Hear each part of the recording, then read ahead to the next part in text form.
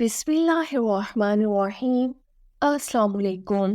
ایک صحابی رضی اللہ تعالیٰ عنہ فرماتے ہیں کہ رات کا وقت ہے، میں مسجد نبوی میں حاضر ہوا۔ میں نے دیکھا کہ سامنے اللہ تعالیٰ کے محبوب صلی اللہ علیہ وسلم تشریف فرما ہے۔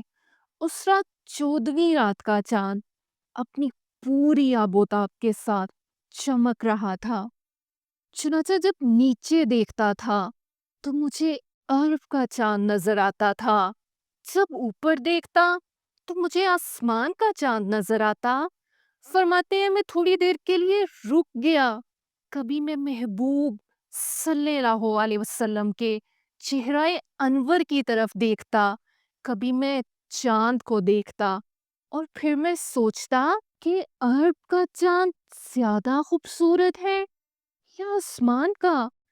بالآخر میرے دل نے فیصلہ کیا کہ آسمان کے چاند تو بڑا خوبصورت سہی، تیرے حسن کا دنیا کے اندر بڑا چرچا ہے، لیکن سچ بات یہ ہے کہ جو حسن و جمال میرے آقا صلی اللہ علیہ وسلم کے چہرہ انور پر ہے، وہ حسن و جمال تیرے پاس بھی نہیں۔ ویڈیو اچھی لگی ہے تو لائک اور کامنٹ کریں، فرینڈس اینڈ فیملی کے ساتھ شیئر کریں، چینل پہ نئے ہیں تو سبسکرائب کر لیں اور بیل نوٹیفیکیشن آن کر دیں۔